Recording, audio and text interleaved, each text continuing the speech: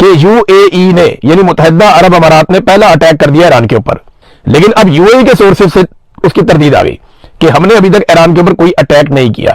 میں آپ کو کیٹیگوریکلی یہ بتا دوں کہ عرب ممالک نے ایران کی جانب سے آنے والے میزائلوں کو روکا ہے، ان کی جانب سے آنے والے ڈرونز کو روکا ہے، لیکن انہوں نے ابھی تک ایران کے اندر کوئی ڈرون یا میزائل اپنی طرف سے نہیں بھیجا۔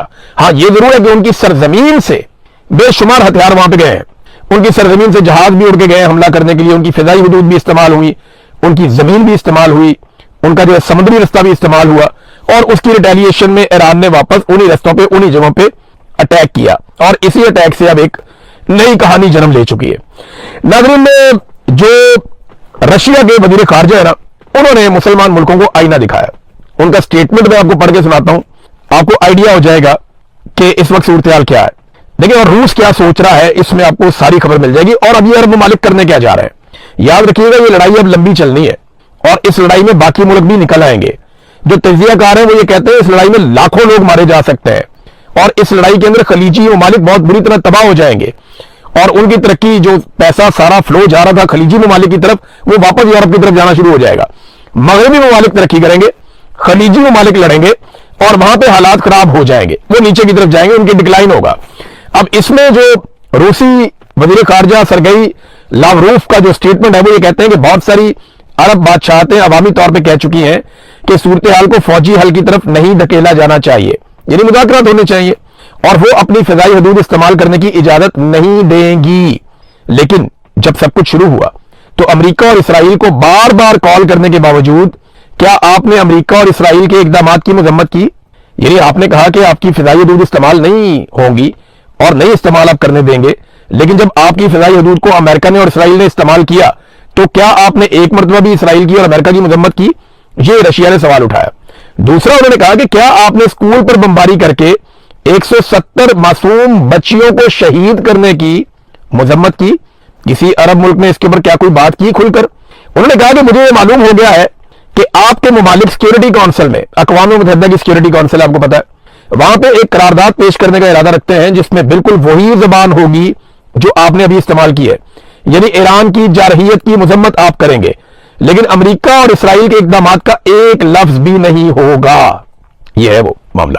وہ کہتے ہیں امریکہ اور اسرائیل کی مذمت کیوں نہیں کرتے؟ وہ آپ کی فضائی حدود زبردستی استعمال کر رہے ہیں، آپ کی سمندری حدود زبردستی استعمال کر رہے ہیں، آپ کے علاقوں سے بم مار رہے ہیں ایران کو، آپ اس کی مذمت نہیں کر رہے۔ انہوں نے وہاں پہ قتل عام کر دیا ایران کے اندر، بندے زیادہ تو ایران کے اندر شہید ہو گئے، یعنی 1,500 بندہ شہادت کے قریب پہنچ گئے نمبر۔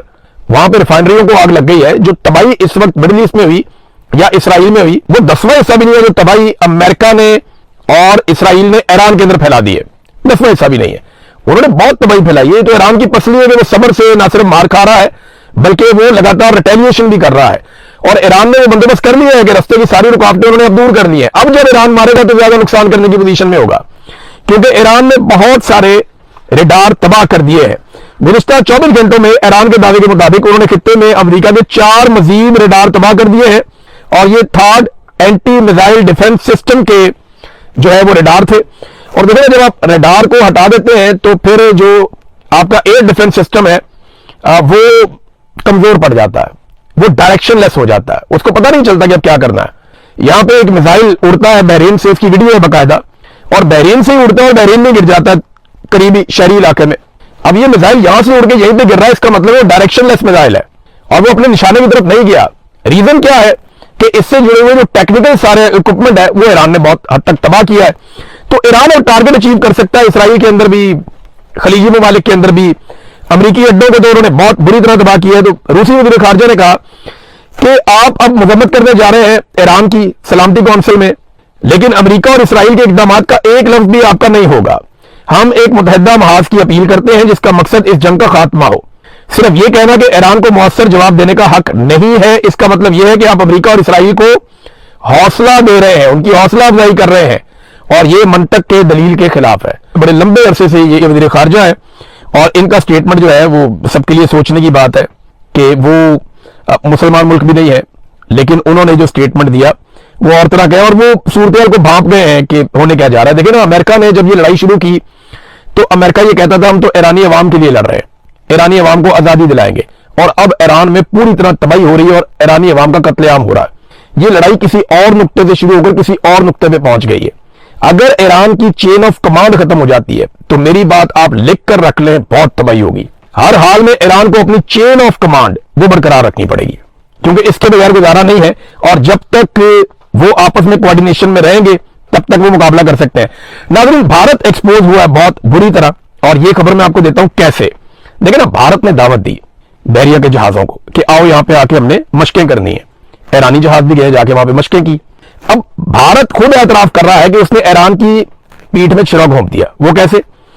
وہ خود سے یہ بتا رہے ہیں, جنرل اپندر یہ خود سے بتا رہے ہیں کہ جناب ہمارے اسرائیل کے ساتھ اسٹریٹجک تعلقات ہیں, ہم نے اپنے پانیوں میں ایسا کچھ نہیں ہوا, لیکن جب ہمارے پانیوں سے نکل کر بین الاقوامی پانیوں کے اندر یہ ایران کا جہاز چلا گیا تو تب ہم نے اسرائیل کو بتا دیا کہ جناب اس کا مقام کیا ہے اور یہ کس جگہ پہ ہے. تب اسرائیل نے اس کو تباہ کر دیا. تو ہم نے تو جناب کیونکہ ہمارا تعلقات ہے اسرائیل کے ساتھ, ہم نے ان کو بتا دیا. اور بھائی وہ لڑنے تھوڑی آیا ہوا تھا, وہ تو آپ کا مہمان تھا, اس کو گھر تو واپس جانے دیتے آپ, اس کے بعد اس کے ساتھ جو مرضی کرتا ہے اسرائیل. لیکن بھارت نے یہ بتا دیا کہ وہ اس لڑائی میں ایران کے ساتھ نہیں, پوری طرح سے اسرائیل کے ساتھ کھڑا ہے. دیکھیں, اگر پاکستان اس وقت ایران کے ساتھ لڑتا ہے تو اسرائیل کو بڑی سپورٹ ملے گی. اسرائیل کو اور کچھ نہیں چاہیے کہ پاکستانی فوج ایران کے ساتھ لڑ پڑے. اس سے بہت فائدہ ہوگا اسرائیل کو, بہت زیادہ فائدہ ہوگا. پاکستان میں جرنیلوں کو فائدہ ہو جائے گا, پیسے جیسے بہت زیادہ آ جائیں گے, میزائل ہتھیار آ جائیں گے, بہت ساری چیزیں مل جائیں گی. جیسے افغان جنگ میں ہم نے بہت پیسہ کما لیا تھا, یہاں پہ بھی جرنیل اس دفعہ پھر بہت پیسہ بنا لیں گے, بیوروکریسی بہت پیسہ بنا لے گی, کچھ سیاستدان بہت پیسہ بنا لیں گے. یہ ہوگا جیسے ماضی میں ہوتا رہا, لیکن اس کا سب سے زیادہ فائدہ اسرائیل کو ہوگا. ایران کو اور پاکستان کو نقصان ہوگا, کیونکہ اس سرحد کے اوپر اگر اب آپ یہ کرتے ہیں یا لڑائی ہوتی ہے تو ہم نے تو ساتھ ساتھ ہی رہنا ہے. آپ اپنے پڑوسی بدل نہیں سکتے, پڑوسی آپ کے وہی رہتے ہیں. تو یہ ہماری ان کے ساتھ ایک ایسی چپکلش خدا نخواستہ شروع ہو سکتی ہے جو پھر جاری رہے گی. پاکستان کو کرنا صرف اتنا ہے کہ کسی طرح بھی امن کے لیے کوشش کرے اور لڑائی سے گریز کرے. چائنا نے ایک بڑی کارروائی ڈال دی ہے, وہ اگلے ویلاگ میں آپ کو بتاؤں گا. بڑا کمال کام کیا چائنا نے, لیکن ایک دعویٰ سامنے آ رہا ہے. دعویٰ یہ ہے کہ کہیں نیتن یاہو ایٹمی حملہ تو نہیں کر سکتا. جارج گلووے انہوں نے ایک سٹیٹمنٹ دیا ہے کہ اسرائیل بہت سارے ایسے کام کر رہے ہیں اس جنگ میں جس میں امریکہ کہتا ہے کہ ہماری مرضی شامل نہیں تھی, اسرائیل خود سے کر رہا ہے. اور نیتن یاہو کے بارے میں آپ کچھ بھی کہہ سکتے ہیں, وہ جنگی مجرم ہے پہلے ہی, وہ کچھ بھی کر سکتا ہے. تو جارج گلووے جو ہے انہوں نے ایک سٹیٹمنٹ دیا گزشتہ روز. انہوں نے کہا نیتن یاہو نے حال ہی میں ایران کے خلاف جوہری ہتھیار استعمال کرنے کے اپنے ارادے کا اشارہ دیا ہے.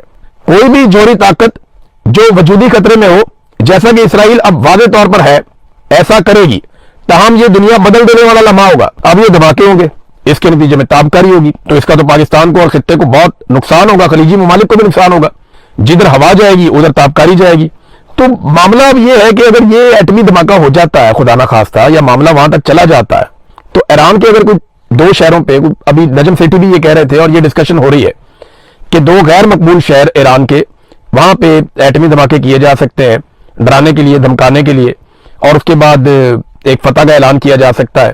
تو یہ بڑی الارمنگ سچویشن پیدا ہو جائے گی, بہت خوفناک سچویشن بن جائے گی. اس سے پھر دنیا کا نکلنا مشکل ہو جائے گا. یہ دنیا کو ایک عالمی جنگ کی طرف خدا نخواستہ لے کر جا رہے ہیں. اچھا, پاکستان کا میڈیا بڑا انٹرسٹنگ کام کر رہا ہے, عجیب و غریب. پاکستان کا میڈیا نیتن یاہو کے سٹیٹمنٹ دکھا رہا ہے, عمران خان کے نہیں دکھا پاتا, نیتن یاہو کے سٹیٹمنٹ دکھا رہا ہے اور اس کو نارملائز کیا جا رہا ہے. جنرل باجوہ صحافیوں کو ایک دور میں بلا کر کہا کرتے تھے کہ آپ اسرائیل کے بارے میں ڈسکشن کریں اپنے ٹی وی چینل کے اوپر, آپ ان کے سٹیٹمنٹس کو دکھایا کریں, آپ ان کے بارے میں بات کیا کریں, آپ یہ ڈسکشن کھولیں کہ پاکستان کو اسرائیل کو تسلیم کرنا چاہیے یا نہیں کرنا چاہیے. یہ بار بار جنرل باجوہ کہتا تھا. اب ایسا لگتا ہے کہ اسٹیبلشمنٹ کی یہ خواہش پوری ہو رہی ہے اور اس چیز کو کافی حد تک نارملائز کر دیا گیا ہے کہ چلیں نیتن یاہو کے سٹیٹمنٹ پاکستان کے ٹی وی چینل پہ چل رہے ہیں, تصویر بھی چل رہی ہے, لیکن اگر نہیں چل رہا تو عمران خان کا فوٹو اور عمران خان صاحب کا بیان وہ نہیں چل رہا. ہاں, عمران خان کے بارے میں ایک اور کارروائی ضرور ڈالی گئی ہے. ایک آرٹیفیشل انٹیلیجنس سے ایک ویڈیو بنائی گئی عمران خان صاحب کی, اس کی آڈیو بھی جعلی ہے, ویڈیو بھی جعلی ہے, اور آگے سے کچھ ویڈیو کا حصہ جو ہے وہ اصلی بھی ہے. تو ایک ویڈیو بنا کے ڈال دی گئی, اس کو ٹاؤٹس بہت سارے بےمان اور فراڈ قسم کے لوگ, نون لیگ کے درباری, وہ اس کو شیئر کر رہے ہیں اور بےمانی کر رہے ہیں کہ جناب یہ دیکھو عمران خان نے کہا تھا کہ جنگ ہوگی تو پیٹرول $400 فی بیرل پہ چلا جائے گا اور یہ ہو جائے گا وہ ہو جائے گا. اب اس طرح کی باتیں اس میں چلا رہے, حالانکہ عمران خان نے ایسی کوئی بات نہیں کی تھی. اور جو حصہ اس کا ٹھیک ہے, اس میں صرف عمران خان نے اتنا کہا تھا کہ یہ کورونا کی وبا جو ہے, اس میں اگر کنٹرول نہ کیا, یہ چیزیں نہ کی تو اس کے نقصانات ہو سکتے ہیں.